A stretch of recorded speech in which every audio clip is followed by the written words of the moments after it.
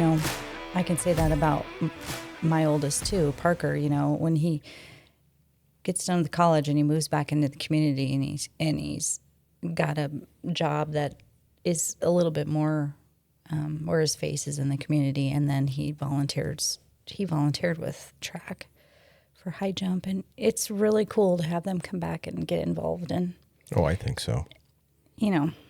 Pay attention Especially to the kids, and I mean they look up to them. I bet all those wrestlers are going to look up to Donicheski and Reimers. Can you hear my stomach? No. Oh, good. I just heard it. Did you? Yeah. Oh my God. But yeah, We got to take a short bathroom break. it's not that. It's just anytime I eat, This my would be stomach the goes time where we would crazy. say, and now, a message from our sponsors. Yeah. We don't have that yet. No, we have no sponsors. But what was I going to say? They're close to the age of the kids that are still participating. Mm-hmm. The kids that are getting into those sports remember when Well, when those they were coaches- successful. Yeah. Yeah, because I'm sure they were in Pee Wee wrestling and they saw them as high schoolers being successful. And Yeah, so I think that helps. a little bit of an idol. Yeah, Yeah. Well, good for them. That's awesome. I agree. So I kind of want to talk about starting out some news, Some breaking news. breaking news from earlier this week. Yeah. And that come out of Scotts Bluff, Nebraska. And In a case we covered early. yeah, which would be the Chance Engelbert. Chance Englebert. And they discovered some remains near a monument. It'd be a little bit south of Scotts Bluff. Terrytown, I believe, is the town that's directly on the south side. And Terrytown and Scotts Bluff are divided by, is it just the interstate, Marissa? You want to look at that? It's the interstate or the river just splits them. I think you described it pretty well when we did our recording of that case, and like it's maybe considered like what a Papillion or a Bellevue would be to Omaha, right? Yeah. Like a suburb type. Yeah, it's not like the towns here where we're at where you would have a mile, 2 miles, 3 miles, whatever in between the towns. The towns are virtually connected. Are we, who were looking Terrytown, and what was the other one? Scotts Bluff. Scotts Bluff. So anyways, just do we want to do a quick maybe recap of Yeah, what let's the hell we're just. talking about? Oh, sure. It's 1.6 miles In between? in between. About a mile and a half. Well, and just as a reminder, if people don't know what we're talking about, to go back to our earlier episodes and listen to our episode on Chance Engelbert and get the. would be episode 4. Okay, there you go. Get So- the background on that. So, but just real quick, we don't have to get into all of the details. So, Chance is from Wyoming. His wife is from, I believe, Terrytown or the Scotts Bluff area. Gearing. And they were both back because they live in Wyoming. They come back. They're going to visit her family. And this is during, is it the 4th of July? Yes. Okay. And there had been some, maybe a little bit of tension between the two families. Probably nothing crazy, but I mean, there was maybe something. So Chance goes golfing with his father-in-law, and I believe it was maybe a boyfriend of a sister-in-law. And anyways, so they go golfing, and there was maybe a disagreement. I don't know if there was an argument or an actual fight, but some tension, and I think it involved him currently being laid off or no longer being at work at his former job. And he did have a new job coming up. But anyways, somewhat of a disagreement or an argument, and he gets pissed off. And he calls his wife, says, "Come pick me up." So his wife shows up, picks up Chance. They're headed back to her grandparents', which is where they were staying. And there may have been, Chance may have still been a little bit irritated and might have been voicing maybe some of that frustration or irritation that he had. They get back to the grandparents, and he's going to go for a walk. And according to his friends, that's something normal for him when he gets pissed off or irritated. He goes for a walk and he just walks it off. And that was the last time that he was seen, at least by family, allegedly. The last time he's seen. So according then to law enforcement and tracking cell phone movements and phone calls and maybe some witness testimony or witness statements, he made his way out of Tarrytown into Scotts Bluff, was up around like a truck stop or a gas station. And that's north of where he started. And it's north maybe a couple of miles. Anyways, and they lose contact with the cell phone. There's no more pings. There's no nothing. And that's where he basically vanishes. And there was nothing since. They never found any trace. They never found no clothing. They never found a cell phone. They never found nothing. And this is back in 2019. Yeah. Until this weekend. This week. Yeah. So some people report some law enforcement activity at the Scottsbluff Monument, which is located actually a little bit south of Scottsbluff, kind of on the south edge, I guess, of what would be Tarrytown, and off to the west. Yeah, I think I didn't actually do the calculations, but it's approximately 4 miles away from his like last sighting or from Tarrytown or whatever. Is that correct? That would probably be about right. Yeah. And I guess, go ahead. Well, I happened to look up the Scottsbluff Monument because I wanted to know, is it like a mile marker sign? Is he along this highway? What is it? No, the Scottsbluff Monument is literally a rock. I mean, it looks, if you know Chimney Rock, it kind of, it doesn't look exactly like it, but it resembles it. It's just a big rock And in the middle of nowhere. And I had to look up the same thing because I had the same thought. I thought, oh, is this just like a monument thing along the side of the road where you can pull in and read Which something on a plaque? most of them are in Nebraska. You got a little monument sign along a highway that has a little circle drive where you can drive up to it, read a little bit about the state's history and what happened in that area, and then you move along. But not this. This was out in the middle, kind of nowhere. There was almost, it's like a scenic overlook area type, I would describe it. Not overlook necessarily, but you have to drive back in there. It's this big, huge rock. It looks like it's kind of in the middle of nowhere. There might be a little museum-ish building right on the entrance there. So it's maybe like, trying to think of something that would correlate. Maybe like a Stir Museum type situation, except not as many buildings where you'd have to actually drive into somewhere to get to this rock. And at least I only saw photographs. I didn't see any actual video. And it was photographs of what looked like law enforcement, maybe out there working. Yeah. But these remains were found, and it appeared to me towards the base of the monument. Listening to other people report that maybe there was still possibly some clothing remnants there, and maybe that's how it's initially being identified as possibly Chance Englebert, but that's one thing we do have to say is it's not been confirmed. No. It's just speculation that this could be him. So now that kind of raised some questions for me, because I never really believed that he just fell into the river and was washed away anyway, which is what one of the theories at least was. Right.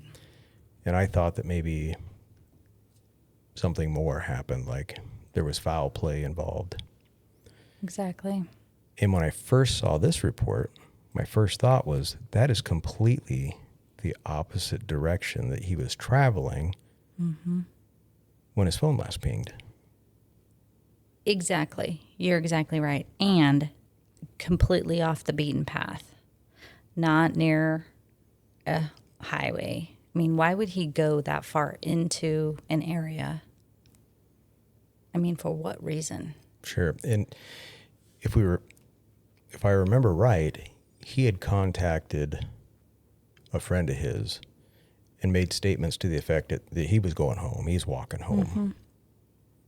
And Yeah. and that He was said actually the direction he was going. Yeah, he said he was headed to Torrington, right? I think is what it's Yeah. called. And this was not in that direction, and not in the direction that at And- least his phone was traveling. And not along a highway or a road, And which not- is odd. Yeah, and not, if you look at a map, this is not in Scotts Bluff. This is south of Scotts Bluff. Mm-hmm. So my Yeah, first thought was, man, this is not where he was traveling, at least by his last known direction. Yeah, and I guess I didn't look into it. Was there any other missing persons in the area?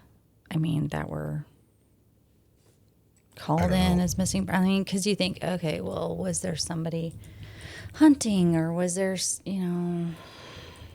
whatever? I don't know. I don't know if there was any other cases of missing persons in that area. I don't think so. I don't either. I think that's but why I they don't- speculate it's him. Yeah, and I think they also speculate it's him, and I think it probably had something to do with some maybe pieces of clothing that are left.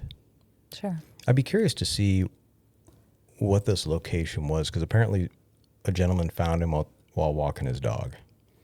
So I'm guessing this is not maybe an area that's routinely walked. I mean, I don't know. It's weird to me that he would have come across the remains, unless it's, Well, I don't know, it's weird. you think about it, if your dog's on the loose, you're out in the area, and just looking at the picture of how it is, lets his dog run loose, and his dog goes sniffing around and just kind of exploring, and his dog comes across some bones and is not letting it go. I suppose he's going to walk up to the area and see what his dog is sniffing around about. That's my speculation of what I picture in my mind. I mean, I hope that there's a little more that's said. But one thing it does do, if it is chance, then it kind of changes some things. I think that they're definitely going to have to open the investigation back up. I hope somebody, and I'm not dogging on local law enforcement, but I do hope somebody other than local law enforcement does the investigation. Sure, I know. Excuse me. And I mentioned this to somebody, but are they going to be able to tell how he was killed or how he died? I shouldn't say killed, but how he died. If it's just skeletal remains. I think the only, and I'm not a forensic pathologist, but if there was blunt force trauma to the head and there was some damage to the skull, they might be able to determine that. But other than that, I don't know. You know, if let's say it's a person that was stabbed or shot or some other method, strangled, I don't know that You're they not can going to determine know that from 'cause it's just just skeletal bones. remains. Yeah. Because this is what, 6 years ago? Mm-hmm. And, you know, there's not only just damage from being out in the elements, and there's going to be damage from animals, I would assume. We do have coyotes and bobcats and mice and, you know, animals. Well, birds. I mean, even vultures and Sure. hawks and whatnot that eat, remains. It's going to be interesting. And I hope we hear more. I don't imagine it's going to be real soon. Also, I don't know what they're going to release, because if they open up the investigation, they might keep some of it a little bit hush, Sure. which is understandable. But I guess at the very least, I hope the parents and family get some closure. I'm sure everybody does. But it'll be interesting. And we'll be listening. And granted, it could be anybody from anywhere. Sure. Yeah. But just kind of going through Nebraska State Patrol, 1975 was the first person I found from like the Gearing area.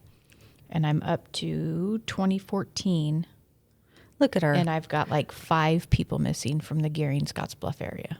Look at that girl doing homework I for know. us. Anything up through 19?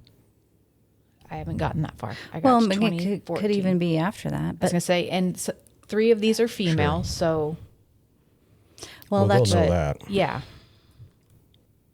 I'm just writing names down, so if and when it comes out, who it was. Well, I had a friend reach out to me, and that said, "It's my radio buddy." And he said he's actually from the Gearing area. Well, Trevor Bentley. He's in radio, and he said he covered that disappearance when it happened, and his interpretation of the demeanor of Bailey, his wife, was off. And so his kind of gut thinks that maybe that was foul play from her and the family. But, of course, and there's been a few that's people that just felt that way. opinions. But, and I Sure. think that was our opinion initially. Sure. Obviously, you can't just outright accuse somebody. But, the speculation is there. It looks off. It smells fishy. But anyway, Yeah. I recommend people go back and listen to the original episode. And now that there are some remains found, and the family can have some closure if it is Chance. And Yeah, prayers Chance to is them. the only one in 2019 out in that area that I'm seeing. Well, if anybody else knows anything and they want to get a hold of us, they can certainly do that too. Yeah, that would be I'd like to hear from someone. right. Yeah. Yeah, I reached out to him. I said, "Hey, you have any input, any intel, anything?" He's like, "It's been so long ago. I don't really know." But just being at the pressers, like, she was very distant. And for somebody who had just lost their husband and father of their baby, he thought that maybe she was off, a little distant, not maybe acting like somebody would normally act. But then again, everybody's different, and got to give them the benefit of the doubt. But yeah, I feel like finding remains there, and if it is him, it's definitely not probably from natural causes. I wouldn't think. One wouldn't think, but I wouldn't think. Well, that's kind of a good lead into what we initially planned on talking about today. Yeah. And that's Scott Peterson and Laci Peterson. Yes, and this is a very well documented, televised, reported on case, and there's going to be a lot of people that have an opinion about Scott Peterson. Oh, yeah. A lot of people. And it was recently picked up within the last year by the Innocence Project, I believe, out of... Specifically the LA Innocence Project. And I had just found out that there's a difference between the National Innocence Project and the LA Innocence Project. They're two different entities. organizations. Okay. Yep. So... And a lot of times the Innocence Project will hear about cases of people that are convicted that are innocent and reopen the case and help them out. In this instance, Scott is the one that reached out to them several times, proclaiming his innocence and begging for help. So the LA Innocence Project picked up his case from the evidence or lack thereof of his case. Probably lack thereof, because when we were just talking about Chance Englebert, and you were talking about his wife's demeanor, that's probably what got the media's attention to Scott. Totally. So Totally. when Laci come up missing, at first, you know, I don't know that they really had any suspects. They were maybe looking in some different directions. But what got people's attention quick was how Scott acted, and maybe his lack of. I don't know. What Okay, I'm just going to put it bluntly. Scott acted like a douche. Okay. Yeah. He was he His lack of empathy. his he acted like such a narcissistic, just non-empathetic, could care less, and also flat out liar. Oh yeah, I'm not going to defend the guy so far as being No, a piece of he's shit. kind of an awful person. Yeah. However, after researching this a little bit, because we were going to record this episode, I mean, you heard me first off last week. I was like, oh, well, yeah, he's guilty. Like, I watched the documentaries. There's how many documentaries about Scott and Laci Peterson? I mean, everybody has to be familiar with this case. I still remember when it was going on And in the news. And how could you not look at everything and be like, oh, this dude totally killed his wife? Not to mention all of that, but it just came off of the O.J. Simpson trial. It was right after that. Everybody was up in arms because of how that ended. And I think there was no way they were going to let Scott Peterson get away with it. Well, I just think he was pegged as guilty from the get-go. And yeah, that's the way everybody saw it, myself included. so I just texted this morning. I think I changed my mind. I think I changed my mind about Scott Peterson. I may have changed my mind about whether or not he did it. That doesn't mean I changed my mind about him being a douchebag. Oh, no. I still fully contest that he is But I definitely. think maybe we should tell people why our minds might change. Or why, looking at Marissa, I know, Marissa's like. minds might not have changed. You know, she's like one of those cartoon characters where the eyes go big and they're bulging out into the. She's like, what the heck are you two smoking? Okay. Let's get into it. Okay. So we'll start off by the fact that the more I read into it, the more I see where maybe the media kind of played into this a little bit. And I kind of was with it too, because when I see somebody act funny or act like a douchebag, or in this case, he wasn't going to the vigils. He was having an affair. Yep, there was that. He was still talking to Amber Fry, the gal he was having an affair with. He was still calling her. He was lying to her, saying that he was in Paris when he was actually at Laci's vigil.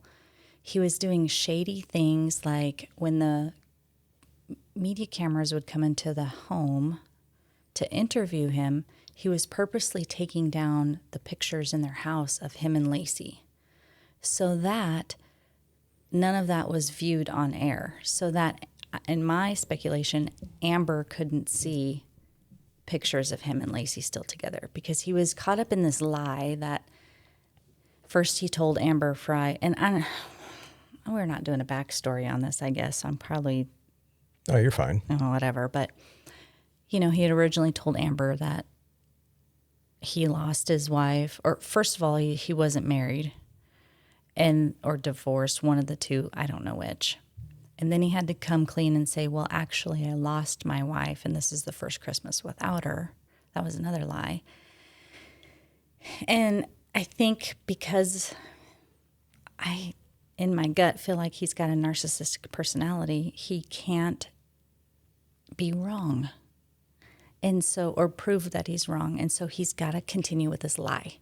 And even though he may not have killed her, he still has to lie, because he's trying to win Amber's affection.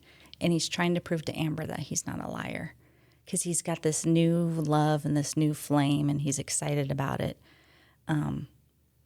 in the part where they talked about him taking down the pictures of him and Laci together, that is where it clicked. And I'm like, he's lying because he doesn't want Amber to think he's full of shit.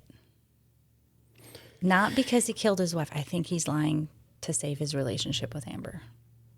Which is fucked up, because when you were just saying how he would make up stories about being single or losing his wife the previous Christmas, and this is the first Christmas without her,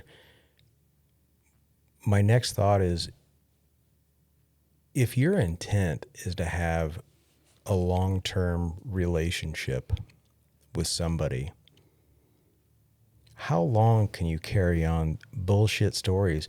Because eventually she's going to meet other people you know. And when you say something like, oh, it's so tragic that Scott lost his wife in the Christmas of 2021 or sometime in that area, and these other people that know him go, what the fuck are you talking about? But that's the thing, is that she already had already met people that he knows. And those are the people that called him up and say, Scott, like, you got to come clean with Amber or we're going to tell her. And so that's when he finally was like, okay, well, the truth is, you know, she died and it's my first Christmas without her. He's so caught up. I feel like he is just a pathological liar or a narcissist, one of the two. And he's one of those where he can't humbleize himself to say, I lied. He's going to double down and he's going to create another lie. So that way he doesn't look like he's a fraud. That's, in dealing with some people that have been like this, that is their MO. Like, they won't just come clean. They're going to double down with another lie, or they're going to come up with an excuse of why they lied, but they're not going to actually come out with the truth. I just find that, maybe it's because I'm normal, that I find that right. It's just fucking crazy. I know. And it's like, so you would just be so much better if you just came out with the truth. You would go so much smoother, but something in their brains are like, nope. Well, they don't want to lose. They don't want to lose. That's it. Something. And then I think all of this snowballed because of that type of person that he is. He shot himself in the foot. And then I think he was so overconfident because, if he truly didn't do it, in his mind is like, well, I didn't do this, so I'm obviously not going to get convicted of it. He was almost cocky. And then that was another reason he acted so off to people. I think he's totally self-absorbed and just completely consumed with what his own feelings in his own life and what was best for him. I don't think he was thinking about anybody else but himself. And that there is probably really the only reason, I think now looking back at everything, that he was convicted, because they have no murder weapon. They have no murder scene. They have no evidence other than circumstantial evidence. So right. They have no DNA evidence. They have no nothing. They found a hair that belonged to Laci in his boat. Now, that's probably not unusual because they're married. Mm-hmm. It's their boat. Mm-hmm. Her hair could get into that boat in a million different ways. I've gone to work and had Marissa's hair on my shirt and it would fall onto my desk. That doesn't mean that Marissa was on my desk. Right. And I think there was a little bit of DNA on a pair of pliers, but again. Yeah, what kind of DNA? So that, coupled with the fact that he went to the marina with his boat, and it wasn't far from that marina where the bodies were found. Now, that's the only thing, that detail there, that I thought was maybe odd, because this marina is like an hour and a half away from their house. Mm-hmm. And it happened to be the marina that she was she was actually found maybe south of there. In maybe the same body of water, but the baby was found a mile away from where the fetus was found. She was found but it was like 8 miles, Point Isabel. This says approximately 1 mile from where the body of the fetus was found. Right, the two together, but from where the dump site, like Oh, for where they from said where- he supposedly dumped her to where she was actually found. I thought I heard 8 miles. Because I thought, well, that's quite a ways. We'll just look. I could be wrong. Well, Marissa's looking just real quick because almost everybody's familiar somewhat with this case. So she come up missing in, what was the town they lived in? So it's like the San Francisco Bay Area. Marine starts with an M. Modesto. Modesto. That's it. Modesto. So it was on Christmas Eve. The last known contact that can be proven was with her parents, and that was the evening before. That morning on Christmas Eve, Scott was seen by a neighbor, I think loading like some umbrellas or something, patio umbrellas in the back of his pickup. And he leaves and he goes to his office. It's like an office warehouse that he works. That's supposedly like 9 minutes away. So from that point, nobody really has seen Laci. I think maybe one neighbor seen her supposedly walking a dog, maybe. It's about 3 miles. Oh, no. I have information. What do you have? There's at least 3 witnesses that saw her walking the dog. Okay. I don't know if I wrote the names down here, but first witness was, his first name's Homer. I don't recall his last name, but he happened to call a tip line twice and was never called back. And he also went himself physically to the command center to report him seeing Laci walking the dog that morning around 10:30 on Loloma Street. He purposely remembers that moment of her walking because he was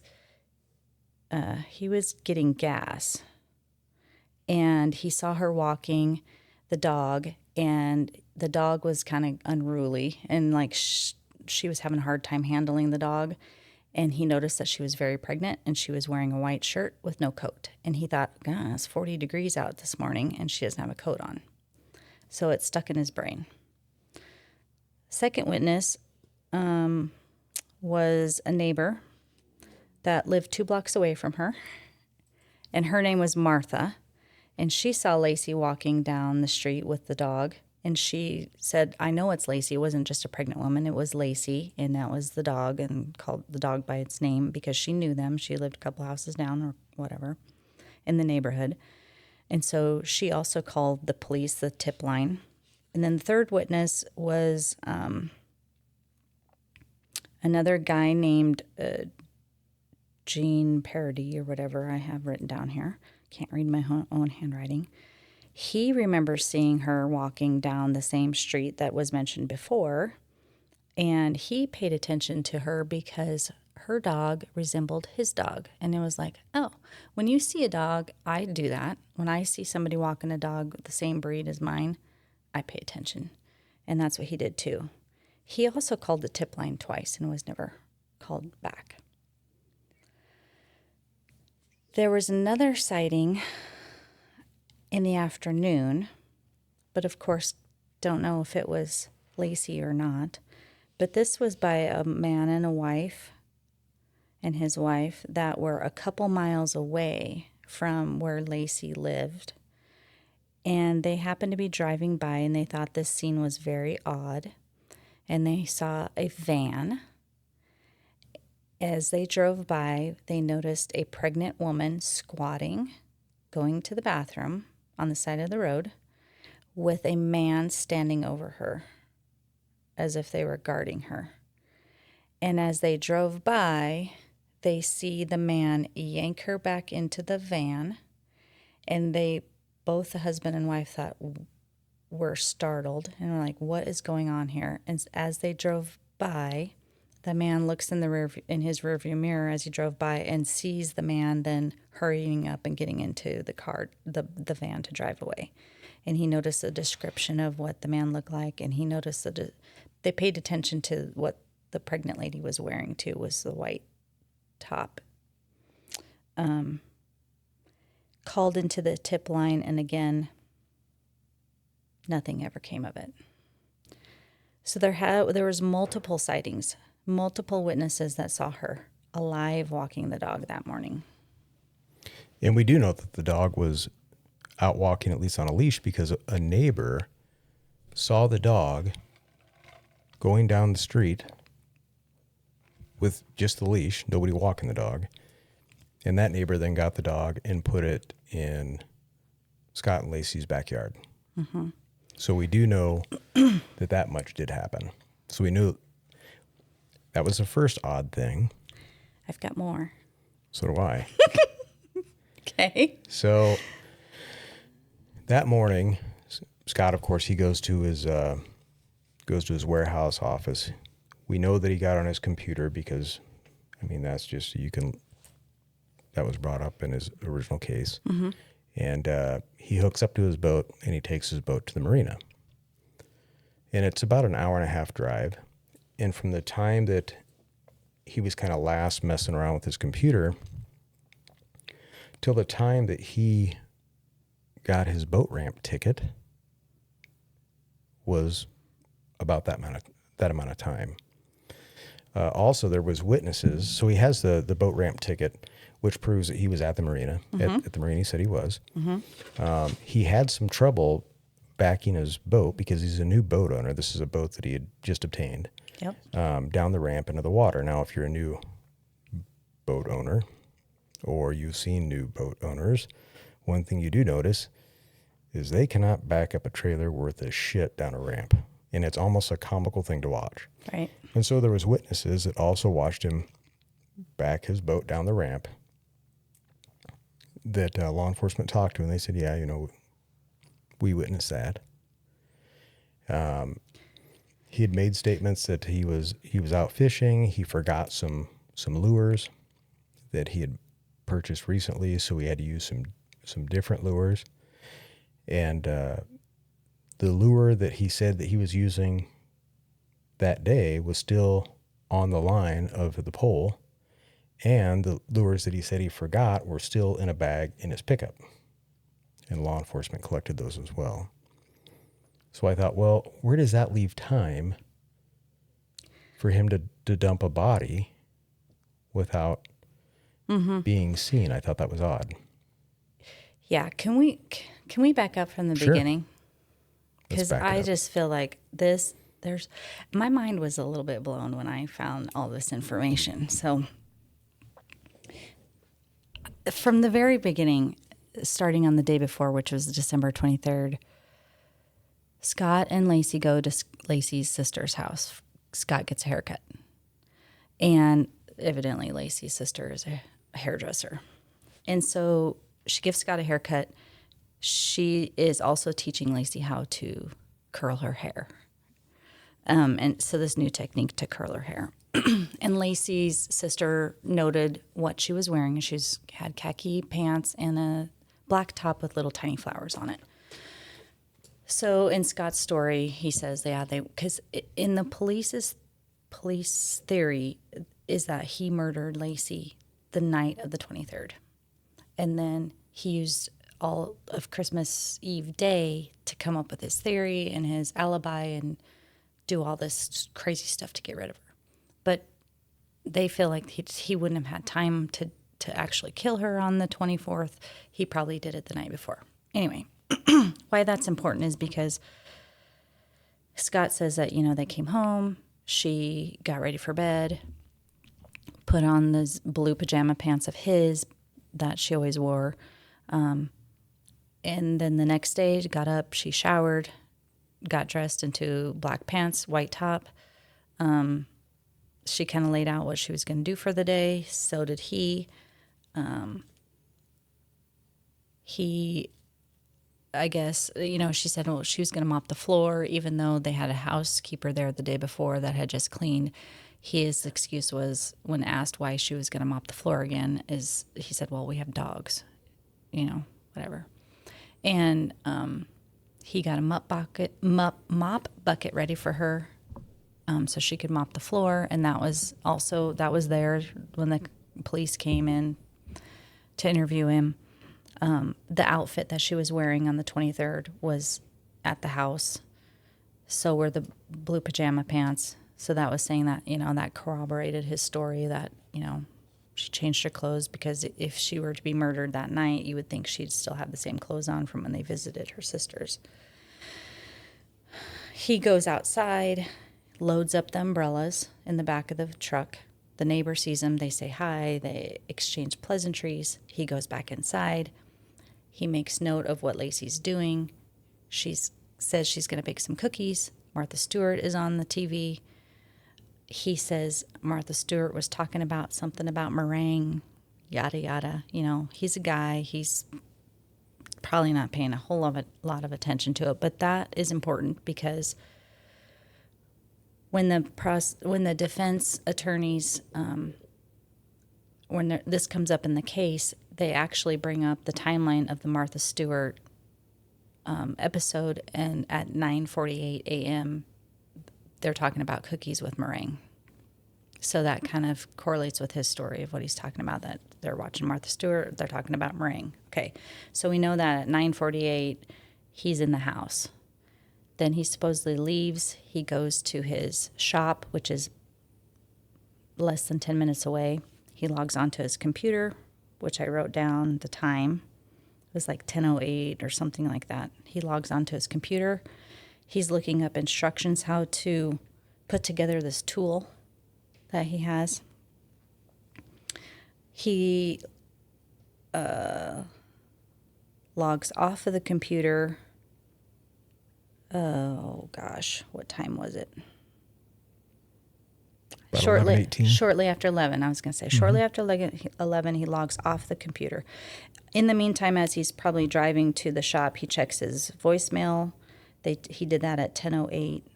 He's on the computer from 10:30 to 10:56, logs off again. That's when he's doing this, looking into the instructions on this tool. He logs off the computer. So at 11:18, he's logged off the computer, and he's at the marina by 12:58. That's what time the tickets. Yeah, I got 12:54. So it's, Okay, right in that time frame. Okay, Yeah. so I wrote it down wrong, but okay. And it's an hour to an hour and a half to get there. Yep. Okay.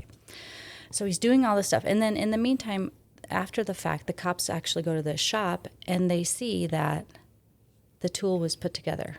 The instructions of the tool that he was supposedly putting together, they could see that, yes, he was looking at the instructions, and yes, now the tool is put together. Also, they proved that Laci was on the computer at home, and she was looking up a red scarf from the Gap, and she was also looking up sunflower umbrella stands, which, he's going to load the umbrellas up, store them at the shop. She's looking up new umbrella stands, whatever. That kind of correlates.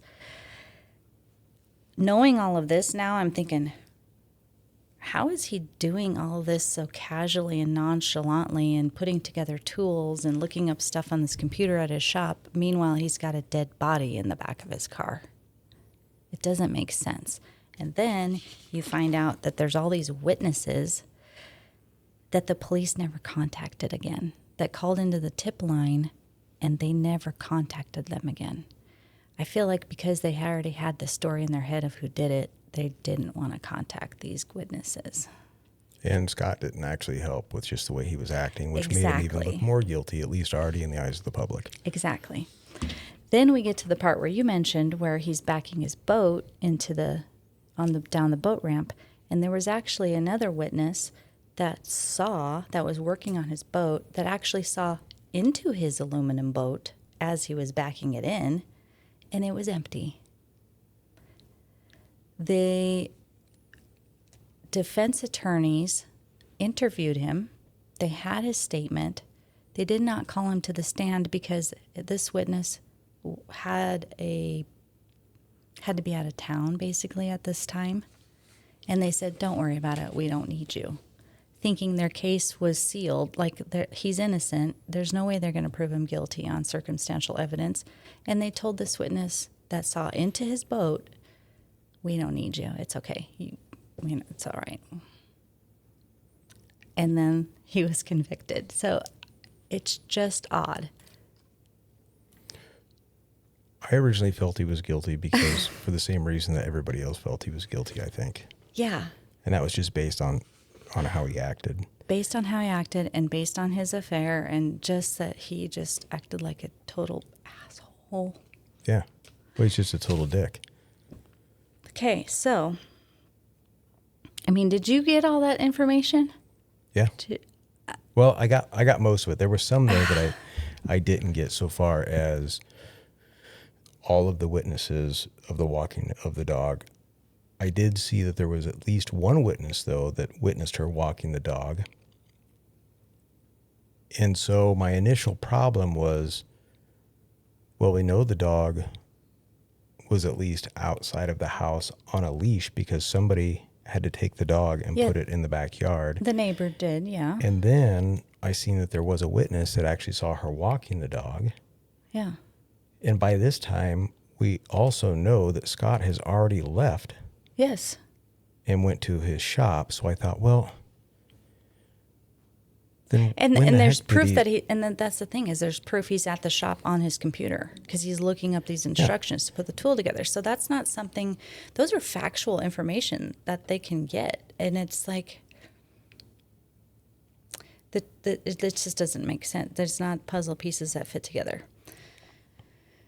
So then we talk about the robbery. That was right across the street. Yeah. So let's bring that up. Now, originally, the catch. Okay, let's go back. What do I have? I think that law enforcement initially said that the burglary took place on the 26th, when in fact it took place on the 24th. Right. So they end up arresting the two, Stephen Todd and Donald Pierce. Those were the two that burglarized the Medina home across the street. They arrested them on January 2nd, and in their interview, right off the bat, they said, without any questioning, they said, we didn't have anything to do with that pregnant girl. And the police are like, well, wait a minute, we're arresting you for this burglary. We're asking about a burglary, not the missing Laci Peterson. So why would they automatically bring that up? The part that's very difficult for me to grasp is, if it truly happened on the 26th, wouldn't somebody see it? Because everybody was looking for Laci. There was hundreds of people in this neighborhood. Sure. I think there was probably already people in front of the house. Yeah, it makes no sense. So, on a recorded line in jail, a brother to one of these guys was overheard on a recorded line that the pregnant girl came upon them during the burglary and confronted them. And so what happens to be is the same burglary. Witnesses saw this white van that happens to be the same possibly white van that this husband and wife saw that had the pregnant woman that was squatting outside peeing along the side of the road. The same white van that was found burned a couple of days later in the same neighborhood as the Petersons. With the mattress in with the bloody mattress. Mm-hmm. That they never tested for DNA because they knew it just couldn't be connected, so why bother? Right. Also, the witnesses that saw the man and the wife that saw the van on the side of the road with the pregnant woman happened to see the conviction of these two in jail, and one of them met the same description of the man he saw in the rearview mirror getting back into the driver's seat. Yet they were not contacted by police after calling in the tip line. It almost, I mean, this is a lot of. So I'm like, he didn't call the police when he saw her being yanked into the van. No. Okay. No, it was him and his wife, and no, they didn't. And that's the thing, is that they said they regret, is like, it's one of those, if you see, you tell, but they didn't, because they were like, we should mind our own business. But then after then she comes up missing, that's when they call. that's when they call the tip line and say, hey, we saw this. Like, this is what we saw. But no police ever contacted them Marissa again. looks like she's shocked, but I would just like to point out that it's not that uncommon. It's not uncommon. I think we've also talked about other cases where people have witnessed something but didn't say anything until after the fact when they're like, oh, shit. Mm-hmm. I think I saw that. Well, I gotta admit, I would feel like if I would see something driving along and I would be like, just mind your own business, Jamie. Or why do you always have to be such a pessimist and think something bad is happening when it could be innocent and then you're getting people in trouble? You know, it's one of those type of things where you're like, I don't know if I should say something or not. And then you question yourself. And it would be tricky. Now let's look at that incident where she's supposedly squatting and peeing on the side of the road with the guy standing over top of her. Then he yanks and he puts her back into the van. Now it's just speculation, but maybe whoever's witnessing this is like, I bet that husband is embarrassed because his wife is pissing on the side of the road. And he's probably pissed off. And he's like, oh God, somebody's going to see Like, her. come yeah, on. I don't know. So, I mean, I don't know. I don't know. Could be. Go ahead, Marissa.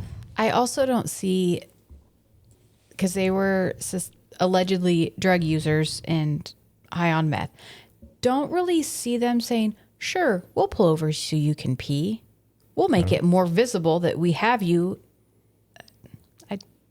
Yeah, but I don't know. I don't think this was in a common, like in the neighborhood somewhere. I think it was off the beaten path. I think it was 2 miles away? It was, yeah. Now you It said a couple miles away from, and this is between 2 and 4 p.m. If you took I don't know. If you got a pregnant lady who's got to pee, you're not going to make her pee in the van. If you've taken her captive, probably. Well, you could take all know. of that out, though. You could take out any witness seeing her peeing on the side of the road, be thrown back in the... You could take that all out, and I would still feel the same way. And I'll tell you why. The case was built all on the circumstantial evidence, and I still have a problem with, one, no murder scene. I would like to point out that when Laci was found, she was dismembered. Yes. So it's not like she was clubbed over the head and pushed into the water. Her arms, legs, and I believe head were cut from her torso. Yes. So there is no murder scene. Now, there's no DNA evidence anywhere. That would create a mess. And even if you laid down plastic, and this is like the movie or that TV show, Dexter, if you did it in the shop, you're not going to get it all. It would be impossible. You'd have to spend days cleaning, and we're not talking about days. We're talking about maybe hours. Yeah. Their theory was she was in this tarp that there's another speculation here. This tarp that was in their garage that supposedly cadaver dogs or whatever sniffed around, which I got a story about that too. Supposedly this dog that actually hit was not very accurate. Like 66% of the time this dog was wrong. But anyway, also their theory was as well, his job was he was a fertilizer sales rep, and fertilizer makes bodies decompose faster. What would that matter? Because we know that she was alive on the night of the 23rd because she talked to her folks. I don't know. And okay, now you bring up more information about her being dismembered. There were reports of controversy and to the gestational age of Connor. Mm-hmm. So if she was murdered on December 23rd, 24th, Connor would have been 31 weeks gestation. However, when his body was recovered, he was not badly decomposed at all. And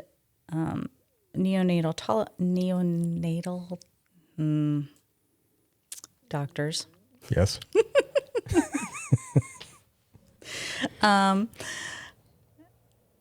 Just gathered his gestational age to be about between 34 and 36 weeks.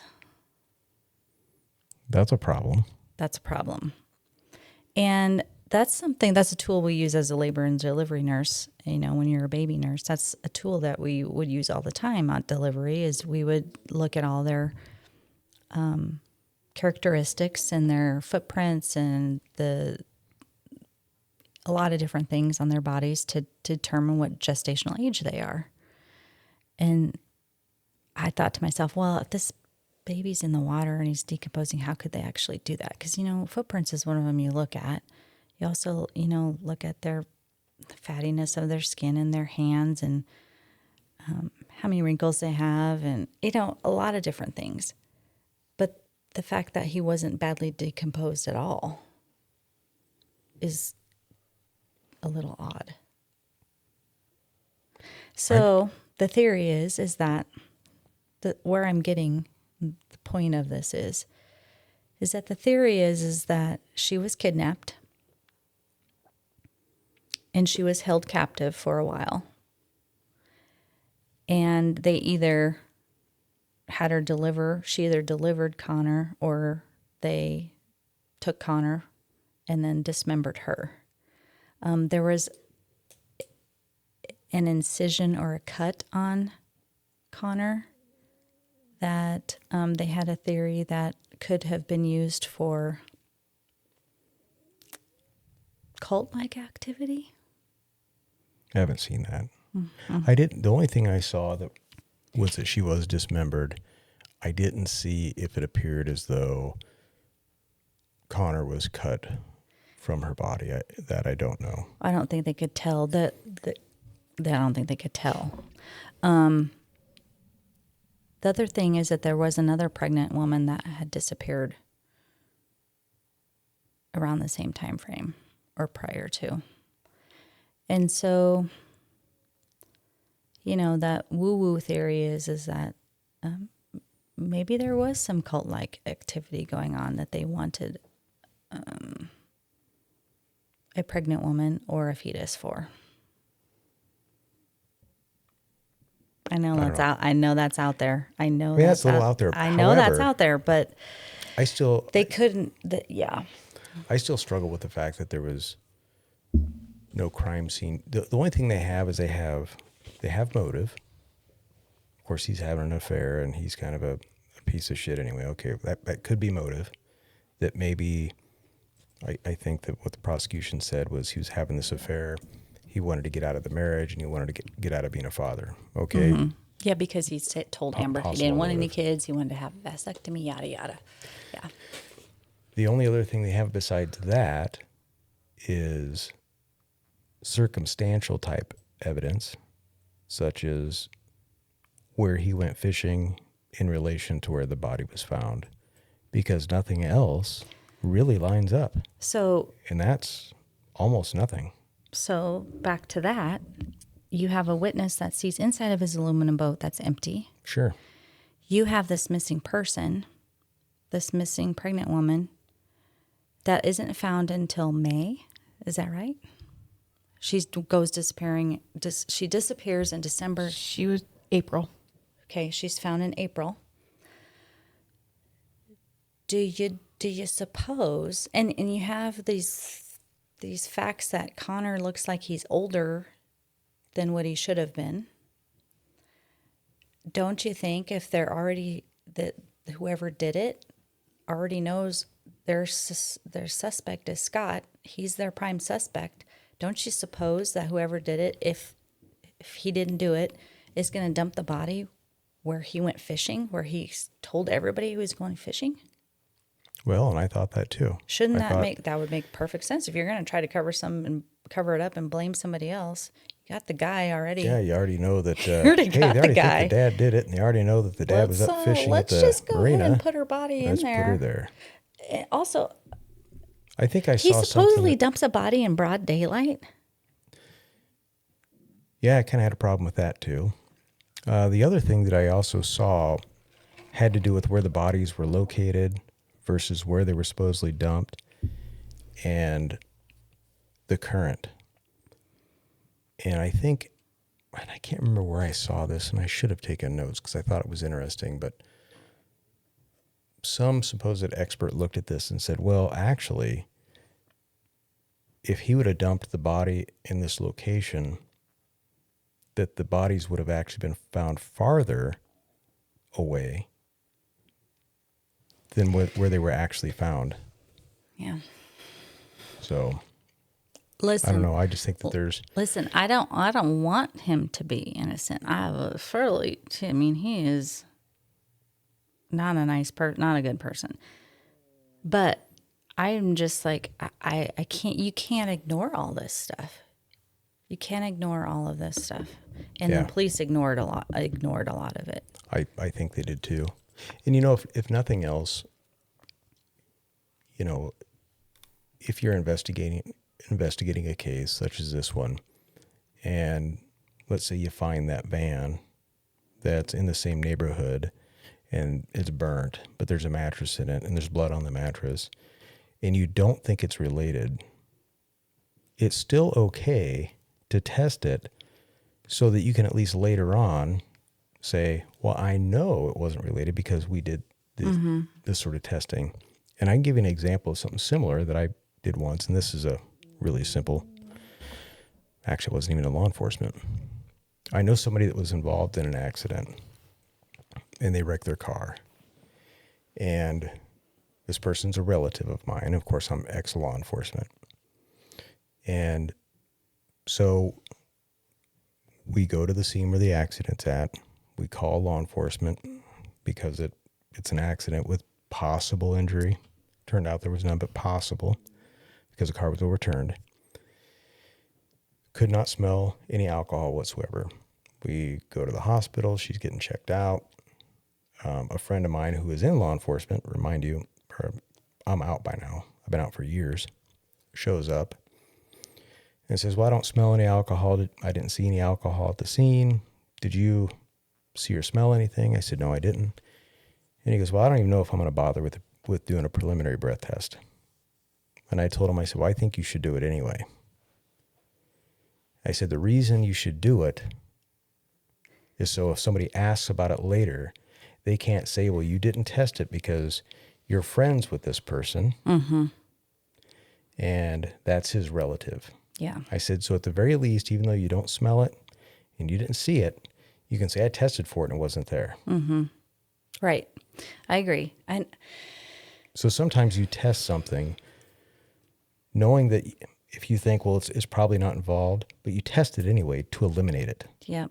Because what if you test it and you're like, oh, shit, I didn't expect that. And now you might have a new direction. Now you might have new evidence. It's pretty valuable in a case. In this case, had they tested it and it was nothing, when that comes up now, they could turn around and say, well, no, we did test that. And there was no DNA. There was nothing that matched or would go along with this case whatsoever. We found nothing. We fully went through that van, and they did not. So now... Well, they didn't even call the witnesses back that called the tip line. That's what's frustrating is like... Well, I think, and I know I've mentioned this before, sometimes law enforcement, I'm not going to say that I never did this. You're so convinced that the person you're looking at did it, Yeah. that you fail to look beyond that. You can't see the forest through the trees. Yeah. So and Yeah. that's a reality. That probably happens. It doesn't mean that the cop is bad. It's just something that sometimes you kind of just do. Yeah.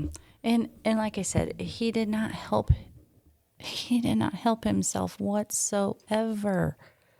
He was so self-absorbed and so, I think, worried about keeping his relationship with Amber that he kept up with this lie. And then I think he was just too cocky and he didn't think there's no way they can convict me of this because I'm innocent and there's just no way. And so he acted that way. yeah, I don't know. I just think so. A lot of this information I got was from a couple lawyers that I listened to, and I'm not going to remember their last names, but it's Rabia and Ellen Solved the Case is where I found it, and there are a couple lawyers that reviewed this case, and I think we're part of this Innocence Project, and. Well, I think at the very least, it definitely needs looking into again. And of course, now DNA technology is way farther along than it was back in 2002. So at the very least, Well, it's worth, yeah. Yeah, and like you said, it was all on circumstantial evidence, and like I mentioned earlier, it was just coming off of the O.J. Simpson trial, and I think people were like, "We're not letting this happen again," and so, yeah, I hate to say it, but I think he got the raw end of the might deal. have. I'm looking forward to. And somehow we got to convince this... Marissa, but like I said right off the bat, there's he absolutely Marissa always has a different opinion as you do. He's absolutely guilty. That's what I said at the beginning. How could he not be? You look at the documentaries, which I feel like, of course, the media spins it how they want to, and we've seen that a lot, with documentaries. And now coming into it with an open mind and hearing all of this stuff, I'm just like, oh, it's like everything. It's just. What's your take, Marissa? I still think that he is guilty. Did you look at any new stuff or? No, I haven't looked at any new stuff. All right. Well, I don't know. Let's let the listeners decide and what they think. And after hearing all this new information, I just feel like it's really hard to, rule out the fact that how many witnesses saw her walking the dog after the fact? I don't know. It's just crazy. In a way, I hope there's a new trial. Just so we can see for ourselves, what maybe some new witnesses have to say, maybe what new DNA, what the results of that might be. Maybe you and I are wrong. Maybe he ended up, he did do it and they'll find something else. Well, maybe not, but I think it's definitely worth a look. Yeah, and you always have that instance where you think you definitely saw somebody, and it could be somebody else that looked like that person. It's hard to mistake a pregnant person. 8 weeks. Months. 8 months, sorry. Yeah. Excuse me. So that's a thing where it's definitely an identifying feature. But, I don't know. It'll be interesting. I agree.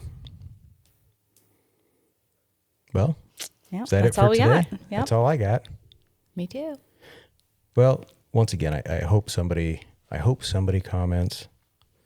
And like I said on the Chance Englebert, if somebody has any information they're willing to let us know, we'd appreciate hearing from them too. So, anyways. Sure. Well, catch you later. See you guys next time. Bye.